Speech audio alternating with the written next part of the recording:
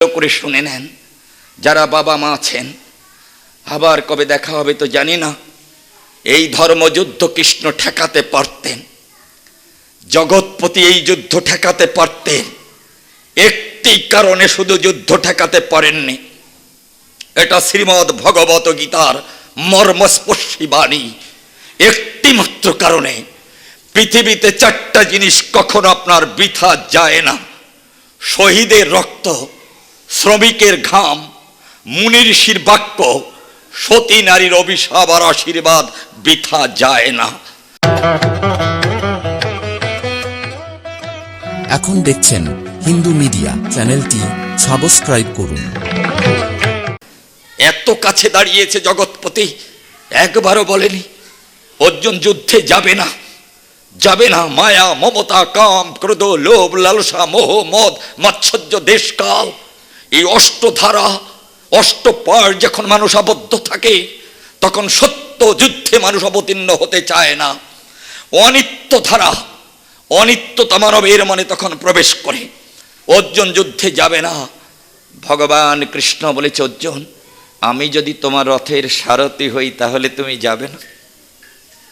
আমি তোমার রথখানা চালাবো, আমি তোমার যুদ্ধে নেতৃত্ব দেব, যাবে না? অর্জুন তখন রাজি হয়েছে।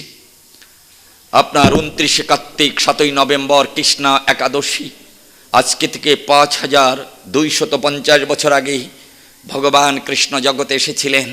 ছিলেন 125 বছর, 1 থেকে 10 বছর 8 মাস ছিলেন বৃন্দাবনে, 23 বছর পর্যন্ত ছিলেন মথুরায়, আর দ্বারকায় গিয়ে 101 বছর রাজত্ব করেছেন, 125 বছর ছিলেন ধরায়। আপনার অর্জুনের রথের যখন নেতৃত্ব দিয়েছিলেন তখন কৃষ্ণের বয়স ছিল 71 বছর। আপনার পূর্ব পাশে দাঁড়িয়েছে পঞ্চপাণ্ডবেরা, পশ্চিম পাশে দাঁড়িয়েছে শতকৌরবেরা। আপনার এর মাঝখানে যখন অর্জুনের রথখানা ভগবান কৃষ্ণ নিয়ে চলেছে ধেই ধেই করে, তখন রথখানা যখন প্রবেশ করেছে কুরুক্ষেত্র ময়দানের গায়ে, তখন আপনার অর্জুন হাত উঁচু করে বলতেছে, দাঁড়াও কৃষ্ণ, দাঁড়াও কৃষ্ণ, দাঁড়াও সখা, আমি একবার দেখি আমার পক্ষে আর আমার বিপক্ষে কারা যুদ্ধ করতে এসেছে। ভগবান কৃষ্ণ বলতেছিল, অর্জুন, এত জ্ঞান দেবার পরও তোমার থেকে আমার শব্দটা গেল না। এত জ্ঞান দিয়েছি তারপরও আমার শব্দটা তোমার মধ্য থেকে গেল না। অর্জুন, অর্জুন, তুমি আমার একটা কথা নেবে, আমি যা রথের সারথি হই তার তো আমার শব্দ থাকতে নয়, সে যে আমার হয়ে যায়, তাহলে কেন তোমার ভিতরে এখনো আমার শব্দটা আছে? অর্জুন ভাবাবেগে আপ্লুত হয়ে আপনার মায়ার বন্ধন কর্তন না করতে পেরে বলেছি, কৃষ্ণ, একবার একটু দেখব, তারপরে তুমি যা বলবে তাই শুনব। ভক্তের মনোবাসনা করিতে পূরণ। বললেন ভগবান, দেখো নয়ন মেলে, কারা এসেছে তোমার দুয়ারে, কারা তোমার সাথে যুদ্ধে দাঁড়ায়, ভালো করে দেখো। যখন আপনার অর্জুন তাকিয়েছে সমুখ ভাগে, যুদ্ধের ময়দানে যত রথী মহারথী, পূর্ব পাশে পঞ্চপাণ্ডবেরা 7 অক্ষণী সৈন্য নিয়ে, পশ্চিম পাশে দাঁড়িয়েছে আপনার 11 অক্ষণী সৈন্য নিয়ে শতকৌরবেরা, এই 18 অক্ষণী সৈন্যের মাঝখানে অর্জুন তাকিয়ে দেখতে পায়, সর্বপ্রথম দেখেছে দ্রোণাচার্য পঞ্চপাণ্ডবদের অস্ত্রগুরু দেখেই প্রণতি জানায়। এরপরে দেখে ভীষ্ম ঠাকুর দাদা, জ্ঞাতি বন্ধু বান্ধবদের দেখার পরে অর্জুন থরথর করে কাঁপতে কাঁপতে আপনার ধনুর্বাণ গান্ডীব ছেড়ে দিয়ে আপনার রথের উপরে বিমর্ষ অবস্থায় পড়ে গেল। মহাভারতে ভীষ্ম পর্ব, যেখান থেকে শ্রীমদ্ ভগবত গীতা শুরু হয়েছে, পড়ে গেল রথের উপরে। ভগবান কৃষ্ণ পিছন দিকে বলতেছে, অর্জুন, এমনি কেন পড়ে গেলে? অর্জুন আপনার চোখের জল ফেলে দিয়ে বলেছে, হে কৃষ্ণ, আমি এ যুদ্ধ করতে পারবো না। বলে কেন? বলে, আমি যাদেরকে দেখেছি ওরা আমার সবাই আপনজন। আমি এই রক্তে রঞ্জিত করতে পারবো না এই ধরিত্রীকে। আমি সারা জগতের দ্বারে দ্বারে ভিক্ষা মেগে খাবো, তবু আমি জ্ঞাতি বধ করে নাহি পাপী হব। আমি এই পাপের সাগরে নিমজ্জিত হতে পারবো না। ভগবান কৃষ্ণ ডেকে বলেছে অর্জুনের কাছে, অর্জুন, এই বিলাপ কেন তোমার মধ্যে? কি দেখেছো তুমি, বলো। তখন অর্জুন বলতেছে, আমি যাদেরকে দেখেছি সবাই আমার আপনজন। ভগবান কৃষ্ণের 2 ফোঁটা চোখের জল গড়িয়ে পড়েছিল। খেদ করে কৃষ্ণ বলেছিল, অর্জুন, যাদেরকে দেখেছো তুমি ওরা যদি তোমার আপন হয় তাহলে আমি কৃষ্ণ যে পর হয়ে গেলাম। আর এই জগতে যদি তুমি আমাকে না চেনো, জগতের কোনো ভক্ত নেই যে আমাকে চিনতে পারে। আমি তোমাকে দিয়ে জগতের অমানিসা দূরীভূত করার বাসনায় কাম ক্রোধ লোভ লালসাকে কেটে খণ্ড বিখণ্ড করে গুরুপদ পদ্মে কি করে সমর্পিত হতে হয় আমি এটা দেখাবার তরে আমি তোমার রথের সারথি হয়েছি। এরপরও তুমি বলতেছ যাদেরকে তুমি দেখেছো ওরা তোমার আপনজন। অর্জুন, ওরা যদি তোমার আপন হয় তাহলে আমি কৃষ্ণ যে পর হয়ে গেলাম। এই জগতে আমাকে আর কে চিনবে অর্জুন? অর্জুন, তুমি ক্ষত্রিয়, তোমার মুখে নপুংসের মতো ভাষা উচ্চারিত হয় না, গ্লীবের মতো বাণী তোমার মুখে জগৎ শুনতে চায় না। অর্জুন, তুমি ক্ষত্রিয়, তোমার মনে রাখা উচিত ক্ষত থেকে যে পরিত্রাণ দান করে তাকে বলে ক্ষত্রিয়। অর্জুন, ওঠো, জাগো, একবার আমার কথা শোনো। অর্জুন, যাদেরকে তুমি আপনত্বের বন্ধনে আবদ্ধ করেছ আর একবার ভালো করে ওদেরকে দেখো। তোমার এই অনিত্য জগতের দেখা যখন পরিসমাপ্তি হবে তখন আমি কে, আমি তোমাকে আমার স্বরূপ দেখাবো। ভগবান বলেছে দেখো, আর একবার ভালো করে দেখো এই জগতে কে তোমার আপনার, কে তোমার পর। যখন অর্জুন ভগবানের কথায় আবার তাকিয়েছে তখন আপনার দেখতে পায় এক এক করে সব মরে পড়ে আছে। অর্জুনের আবার শিহরণ জেগেছে, লোমকূপ দিয়ে ঘর্ম নির্গত হচ্ছে গঙ্গার স্রোতের মতো। ভগবান যখন থরথর করে অর্জুন কাঁপতেছে তখন বলেছে, অর্জুন কেন এমন করে কাঁপতেছ? মনে হয় যেন রথখানা দ্বিধাগ্রস্ত হয়ে যাবে ধরিত্রীর গায়ে। বলতেছে কেন, কি দেখেছ? বলে আমি দেখেছি যারা একটু আগে যুদ্ধ করিবার তরে আমার সম্মুখ ভাগে দাঁড়িয়েছিল ওরা সবাই মরে পড়ে আছে থরে ভিতরে।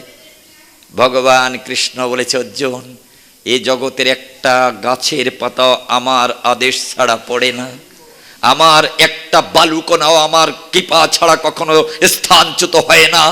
এ জগৎ ভক্তের জগতে বিধায় তোমাকে উপলক্ষ না করে কোনো কাজ আমি করতে পারি না বিধায় সেই কারণে আমি তোমার রথে উঠেছি। অর্জুন, ও কার্য আমি আগেই সমাধান করে রেখেছি। This is Gita.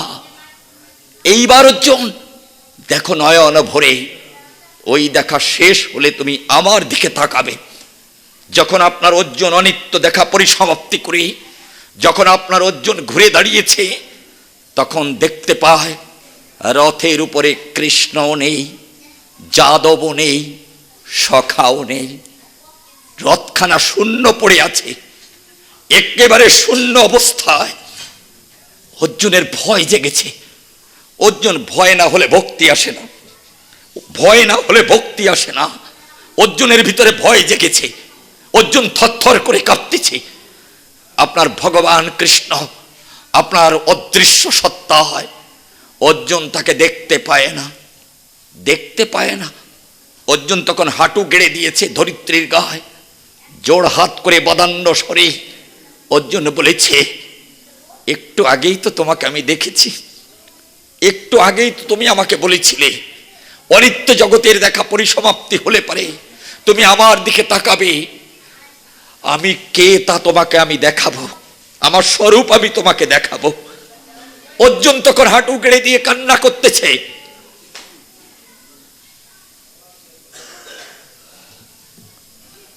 অর্জুন তখন কান্না করতেছে, চোখের জলে যখন সমস্ত নুড়ি পাথর ধুয়ে গেছে।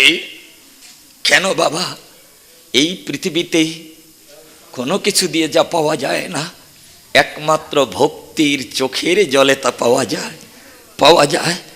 অর্জুন যখন কান্নায় বিভূষিত হয়েছে, যখন অর্জুনের সমস্ত কামনা বাসনা নুড়ি পাথরের মতো ভেসে গেছে, তখন অর্জুন আপনার কান্নায় ধুলায় লুটিয়ে, আপনার অষ্টাঙ্গে ধুলায় লুটিয়ে পড়েছে।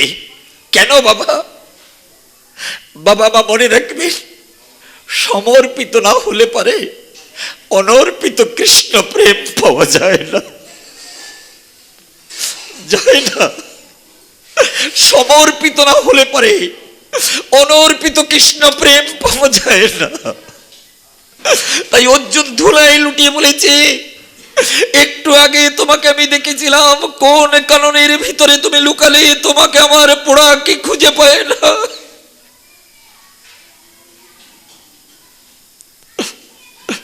অর্জুন তখন বলতেছে, বর্ণ সে যদি তৎসক্ষম, বর্ণ সে যদি তৎসক্ষম, আমি যদি তোমার রূপ দেখার উপযুক্ত হই, তাহলে তুমি আমাকে দেখাতে পারো। হে জগৎ প্রভু, হে পরম বান্ধব, আমি জানি না তোমার রূপ দেখার আমি উপযুক্ত কিনা। আমি যদি তোমার উপযুক্ত হই, তাহলে আমি একবার তোমাকে নয়ন ভরে দেখতে, একবার এসে তুমি আমার সামনে দাঁড়াও, আমি নয়ন ভরে তোমাকে আমি একবার দেখতে চাই। দাঁড়াও প্রভু, প্রভু গো, একবার এসে তুমি দাঁড়াও।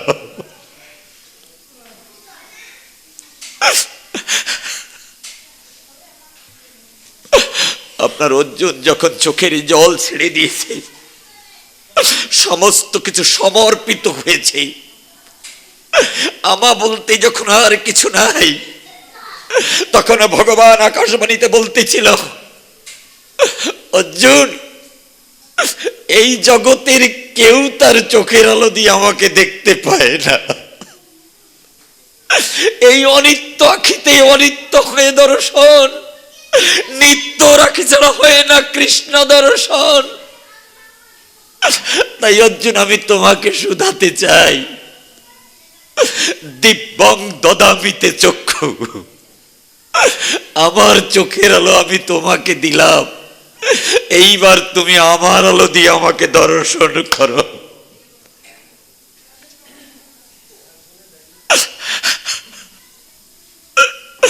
অর্জুন যখন ভগবানের চোখের আলো পেয়েছিলেন, দিব্য নয়নের আলো যখন পেয়েছিলেন, তখন অর্জুন আপনার তাকিয়ে দেখতে পায়, মহাকাল রূপে বিশ্ব ব্রহ্মাণ্ড জুড়ে দাঁড়িয়ে আছে আমার কৃষ্ণ মহাশয়, বিশ্ব ব্রহ্মাণ্ড জুড়ে দাঁড়িয়ে আছে আমার কৃষ্ণ মহাশয়।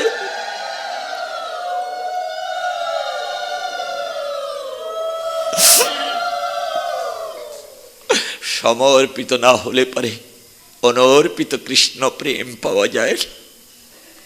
আর সেই প্রেম পেতে হলে শৌর্য বীর্য থাকা প্রয়োজন হয়। আমি আপনাদের কাছে শুধাই, স্বামী বিবেকানন্দ বলেছেন, চোখের জল শুধু চোখকেই পরিষ্কার করে না, চোখের জল ক্ষাত্র তেজ ও ধর্মকে জাগ্রত করে। যদি সেটা গুরুমুখী করা যায়, গুরুর পাদপদ্মে নিবেদন করা যায়, তাহলে ক্ষাত্র তেজ ও ধর্ম জাগ্রত হয়। আমি আপনাদের কাছে বলবো, যুদ্ধের ময়দানে বিশ্বাস করেন, কর্ণের থেকে বড় যোদ্ধা এখনো পৃথিবীতে আসেনি। কৃষ্ণ থাকলেও অর্জুন কর্ণকে বধ করতে পারতেন না, বিধায় কর্ণকে আপনার পরাস্ত করার জন্য ভগবান ছলনার আশ্রয় নিয়েছিলেন।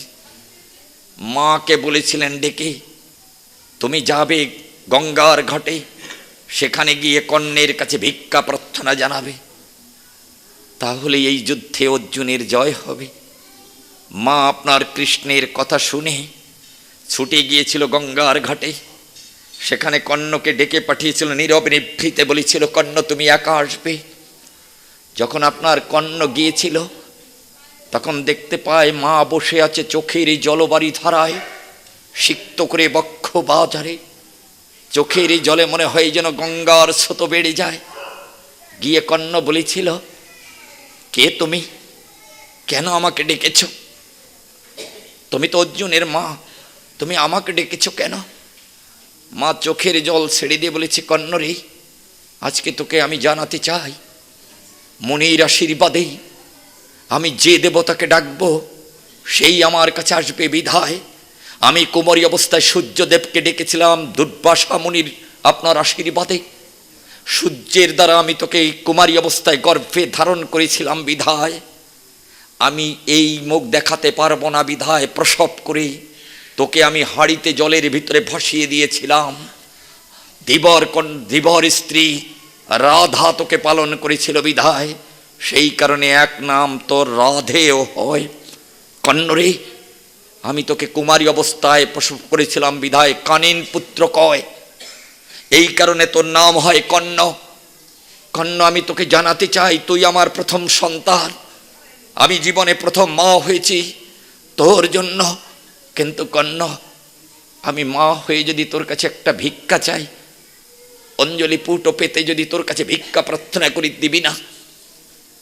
কর্ণ চোখের জল ছেড়ে দিয়ে বলেছিল, আমি যে বুঝেছি আমি অপাঙ্ক্তেও নই, আমি কারো না কারোর পেটের সন্তান।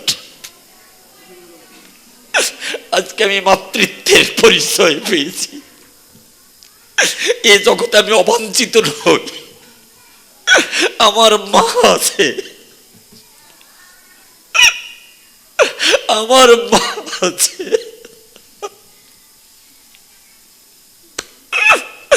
বলো মা, আমা বলো, তোমার চোখের জলের বিনিময়ে তুমি যদি আমার হৃৎপিণ্ডটা উপহার চাও, আমি এখনই খাবলে ছিঁড়ে আমি তোমার করে তুলে দেবো। মা বলো, তুমি কি চাও?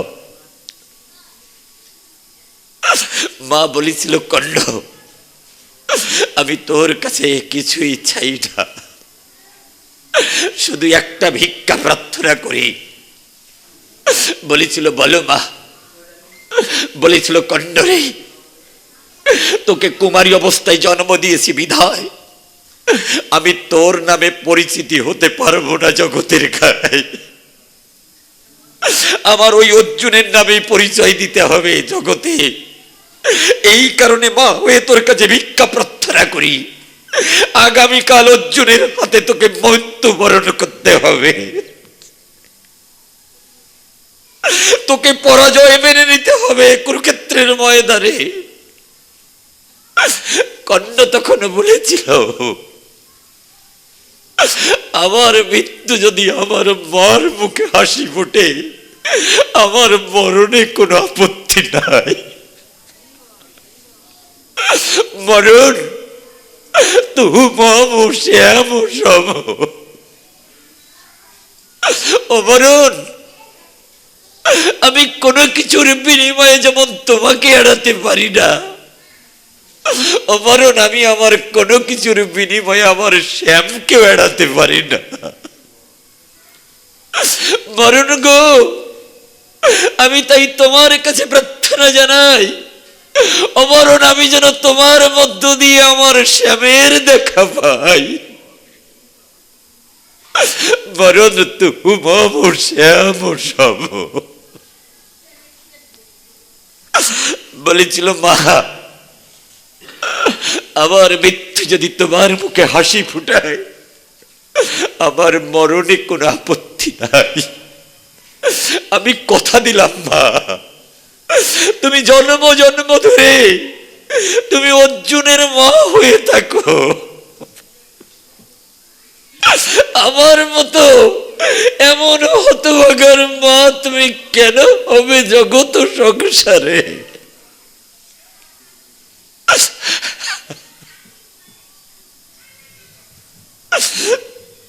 আপনাদের কাছে জানাতে চাই, মা যদি ভিক্ষা না চাইতো তাহলে কর্ণকে বধ করা কিন্তু এত সহজ ছিল না। যখন আপনার কর্ণের রথখানা প্রবেশ করেছি, আপনার একদিকে অর্জুন আর একদিকে আপনার কর্ণ, দুইজনে যখন মুখোমুখি যুদ্ধের ময়দানে, তখন আপনার যুদ্ধ যখন শুরু হলো, তখন হিট অফ দ্য মুভমেন্ট, যুদ্ধ যখন পরিপক্ক রূপ নিয়েছে, আকাশটা রক্তবর্ণ হয়ে গেছে, ধরিত্রী আপনার কম্পমান, দ্বিধাগ্রস্ত হয়ে যাবে ধরিত্রী মনে হয়, ঠিক সেই সময়ে আপনার রথের চাকা মায়া করে ডাবিয়ে দিলেন কৃষ্ণ ভগবান।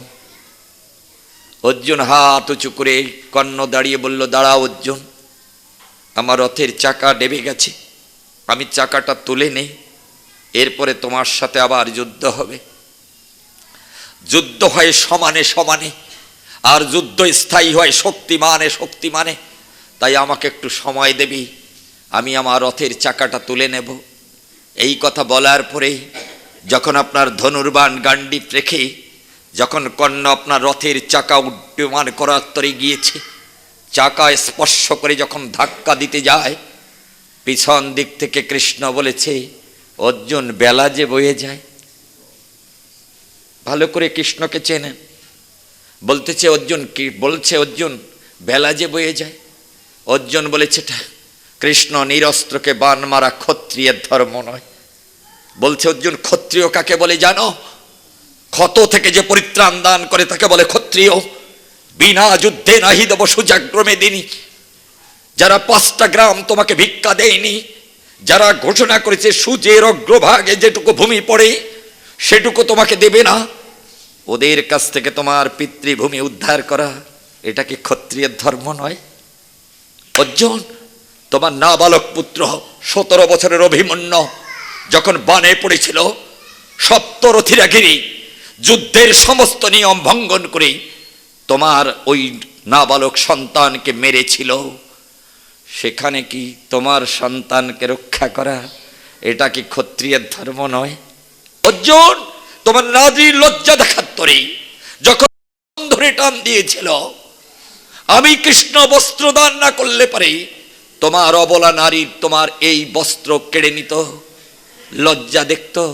ওদের কাছ থেকে তোমার অবলা নারীর মান রক্ষা করা, এটা কি ক্ষত্রিয়ের ধর্ম নয়?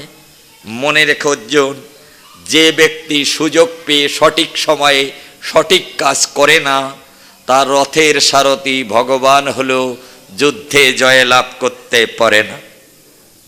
বুঝলে একটা প্রণাম, না বুঝলে 100টি প্রণাম। যে ব্যক্তি সুযোগ পেয়ে সঠিক সময়ে সঠিক কাজ করে না, তার রথের সারথি কখনো ভগবান হলো যুদ্ধে জয়লাভ করতে পারে না। যখন এই কথা শুনে আপনার অর্জুন বান মেরে দিল, কর্ণের মাথা কেটে ধুলায় লুটিয়ে গেল। এই কারণে পঞ্চপাণ্ডব জয়লাভ করেছিল। কেন বলেছি, 4টা জিনিস কখনো বৃথা যায় না। শহীদের রক্ত, শ্রমিকের ঘাম, মুনি ঋষির বাক্য, সতী নারীর অভিশাপ আর আশীর্বাদ কখনো বৃথা যায় না। এই যুদ্ধ হতো না যদি দ্রৌপদী অভিসম্পদ না করত।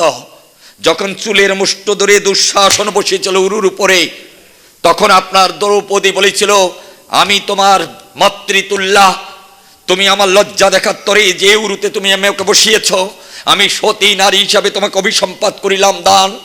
ওই যুদ্ধের ময়দানে আমার স্বামী তোমার উরু ভাঙবে, যতদিন ওই উরুর রক্তে আমি আমার কেশ ধৌত করতে না পারবো, ততদিন আমি কেশ বন্ধন করব না। এই একটি মাত্র কারণে কৃষ্ণ যুদ্ধ বন্ধ করতে পারলেন না।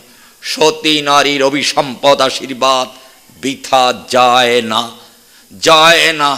এই কারণে দেখবেন, যখন আপনারা গীতা পাঠ করে গীতার মাহাত্ম্য পাঠ করেন, তখন আপনাদের বলতে হয় গঙ্গা গীতাচ্ছ সাবিত্রী সীতা সত্য পতিব্রতা ব্রহ্মবলী ব্রহ্ম, কি পড়েন না আপনারা?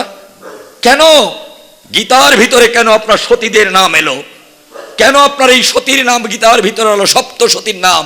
কি কারণে? কারণ গীতা পবিত্র, গীতা ভগবানের মুখনিসৃত বাণী।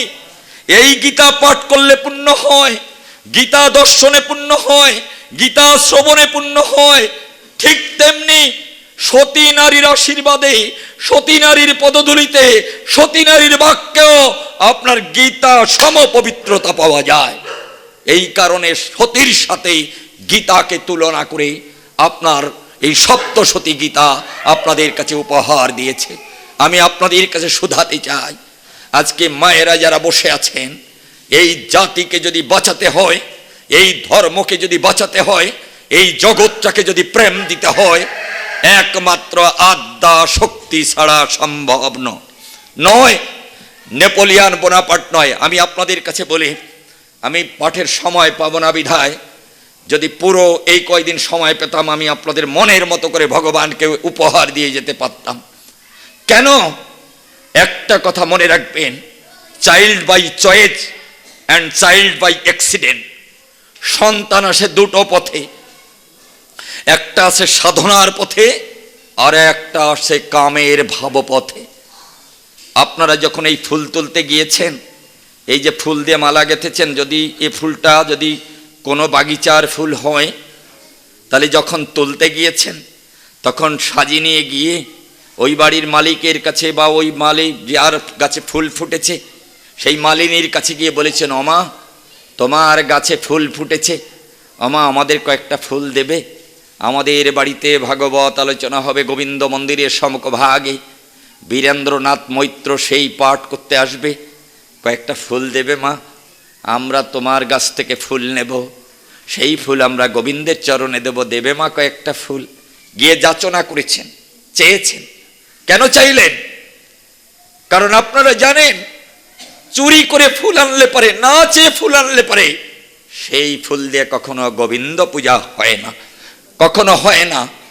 তাহলে চুরি করে ফুল আনলে যদি সেই ফুল দিয়ে প্রভুর পূজা না হয়, তাহলে না চেয়ে সন্তান আনলে পারে সেই সন্তান দিয়ে কেন জগতের পূজা হবে? বলেন, আমি জগতে আসার আগে আমিও তো একজনের কাছে ফুটেছিলাম।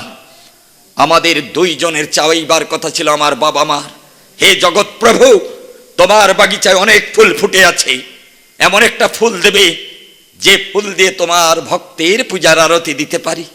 চেয়েছেন? আমার বাবা মার মধ্যে একটা কামরূপী সিংহ ঘুমিয়েছিল, ওই কামকে চরিতার্থ করতে গিয়ে কোন এক অশুভ মুহূর্তে আমার পৃথিবীতে আগমন ঘটল। আমি আমার মায়ের গর্ভে 3 মাস, আমার মা খাইতে পারে না, শুইতে পারে না, মাছের গন্ধ লইতে পারে না। আমার জেঠিমার কাছে গিয়ে শুধায়, জেঠিমার অভিজ্ঞতার আলোতে বলেছে, তোর কোনো রোগ হয়নি, তোর মহারোগে আক্রান্ত হয়নি, তুই সন্তান সম্ভবা হয়েছিস, তুই মা হতে চলেছিস। আমার মা কেঁপে উঠেছে, বলো কি দিদি, আমি অলরেডি পৃথিবীতে 3 মাস এসে গিয়েছি, আমার মা জানে না। আর আমার মা যদি না বলে তাহলে বাবা 6 মাসে জানবে না। তাহলে যে সন্তান আসার পরে মা জানে 3 মাস পরে, আর তার বাবা জানে 6 মাস পরে, এই অযাচিত সন্তান কখনো কৃষ্ণ ভক্ত হতে পারে না।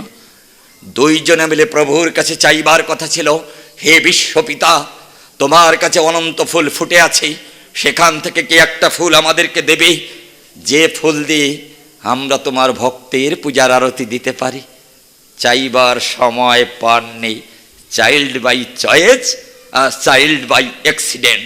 সন্তান আসে সাধনার পথে, সন্তান আসে কামের পথে। একটা ছোট কাহিনী বলতে চাই।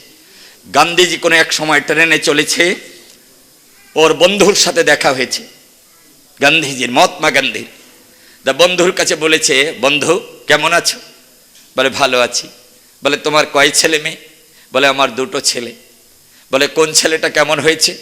বলে আমার প্রথম ছেলেটা খুব ভালো হয়েছে। বলে দ্বিতীয় ছেলেটা? বলে খুব খারাপ হয়েছে।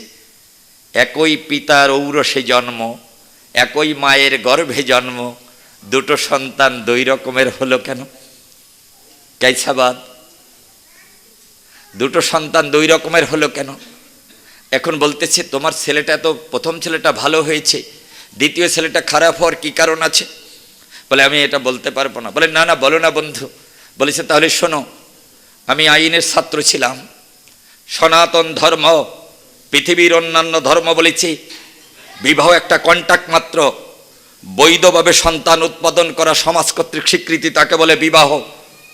সনাতন ধর্ম এটাকে উড়িয়ে দিয়েছে। সনাতন ধর্ম বলেছে না, বিবাহ কোনো কন্ট্রাক্ট নয়। বি মানে বিশেষভাবে, বাহ শব্দের অর্থ হচ্ছে বহন করা। 2 আত্মায় এক আত্মায় পরিণত হয়ে পরমাত্মার কাছে কোনো বস্তু চাইবার যে বন্ধন, তাহাকে বলে বিবাহ বন্ধন। 2 আত্মায় এক আত্মায় পরিণত হয়ে কোনো কিছু চাইবার জন্য যে বন্ধন তাকে বলে বিবাহ বন্ধন।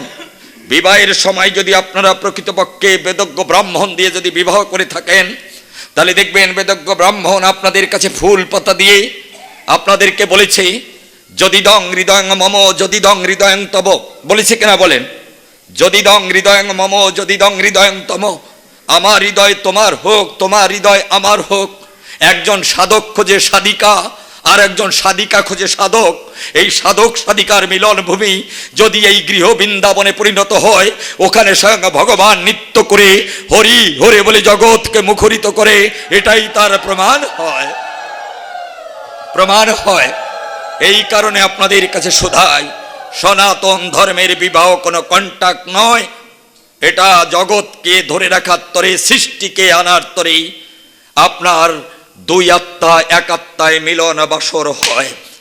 এই মিলন যদি ধনিয়ার মতো হয়, আপনারা ধনিয়া বললে চিনবেন কিনা জানি না, নেপালে ইডেন মরিশাসে যান, ধনিয়া বলে চিনলে। আমাদের গোপালগঞ্জের ভাষায় বড় সচ কয়। এই ধনিয়া যদি আপনার গাছে হয়, দেখবেন প্রথম দিকে যদি থাকে সবুজ সবুজ হয়, যদি আপনার একটুখানি পাক আসে দেখবেন হলুদ হয়ে যায়। ওই ধনিয়াটা পরিপূর্ণ যখন পাক আসে কালচে হয়ে যায়। আপনি একটা ধনিয়া ছিঁড়ে যেটি মাটির মধ্যে ভালো করে পুঁতে দেন, 7-8 দিন পরে গিয়ে আপনি দেখবেন একটা গাছ গজিয়েছে। ধনিয়াটা যখন আপনার আস্ত ছিল, গোটা ছিল, তখন মাটির মধ্যে দিলে পারে একটা গাছ গজালো। ওই ধনিয়ার মধ্যে দুটো পার্ট আছে বর্তমান, একটা রাধা একটা কৃষ্ণের যুগল মিলন। এই দুটো পার্টকে ভাগ করে আপনি যদি আলগোছলে 2 জায়গায় পুঁতে দিতে পারেন, দেখবেন দুটো গাছ গজিয়েছে। তাহলে ওই ধনিয়ার মধ্যে দুটো সত্তা ছিল বর্তমান, 2 সত্তায় 1 সত্তায় মিলন হয়ে হয় ঈশ্বর সমান। লা চরিকাল্লা এক ব্রহ্ম দ্বিতীয় নাস্তি কয়। যদি স্বামী স্ত্রীর মিলন যদি ধনিয়ার মতো না হয়, সেখানে কখনো ভালো সন্তান জন্মায় না। এই মিলনে যতটুকু ফাঁক থাকে, স্বামী স্ত্রীর মধ্যে যতটুকু ফাঁক থাকে, ওইটুকুর মধ্য দিয়ে শয়তান বা ইবলিস এসে আপনার ঘরে জন্মায়, ভাং গাজা ইয়াবা খেয়ে জীবন হারায়। এই জন্য আপনাদের কাছে শোধাতে চাই, যদি একটা ভালো সন্তান চান, অনুকূল ঠাকুরের যদি শিষ্য থাকেন তাদের পায়। অনুকূল ঠাকুর বলেছেন, স্বামীর প্রতি টান যেমনি সন্তান জীবন পায়, তেমনি পিতায় শ্রদ্ধা মায়ের টান, সেই ছেলে হয় সাম্য প্রাণ। স্বামীর প্রতি টান যেমনি সন্তান জীবন পায়, তেমনি নারীর যতগুলো ডেফিনেশন আছে, 21টা ডেফিনেশন আপনাদের কাছে বলতে পারি। এর ভিতরে জায়া ভাজ্যা বধূ প্রিয়া প্রেমিকা সহ আপনার যতগুলো ডেফিনেশন আছে, এর ভিতরে সহধর্মিনী অ্যাপ্রোপ্রিয়েট হয়, সহধর্মিনী। অর্থাৎ যে নারী পুরুষের ধর্মের পথে সহায় হয় তাহাকে সহধর্মিনী কয়। কোন পুরুষ পূজা দিতে গেলে পারে নারী যদি তার হাতে ফুলের ডালি ধরিয়ে দিতে না পারে, সে কখনো সহধর্মিনী হয় না। পুরুষের নিবন্ত প্রদীপ প্রজ্বলিত করে স্বামীর জীবনের অন্ধকার যদি বিদূরিত করতে না পারে, সে কখনো সহধর্মিনী হয় না।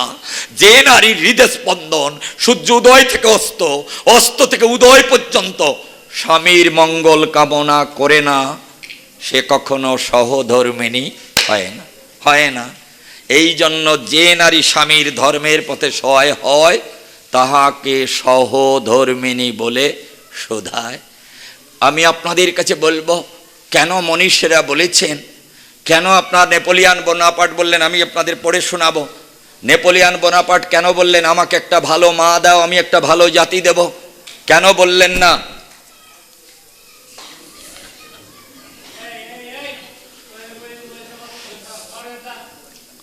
আমাকে একটা ভালো মা দাও, আমি একটা ভালো জাতি দেব, কেন বললেন? কারণ আপনারা দেখবেন, একটা বীজ যদি সামান্য একটু পোকে খেয়েও ফেলে, আপনি যদি একটা ভালো মাটির মধ্যে পুঁতে দিতে পারেন, দেখবেন ওই বীজটা আপনার গজিয়ে ফল ফুল দিচ্ছে। ভালো মাটিতে যদি পুঁতে দিতে পারেন, শক্তি গুণে ওই বীজটা গজিয়ে ফল ফুল দেয়। আর একটা ভালো বীজ যদি আপনি বালির ভিতরে পুঁতে দেন, ও বীজটা গজাতে পারে, ফল ফুল নাও দিতে পারে। কেন আগে রাধা তারপরে কৃষ্ণ?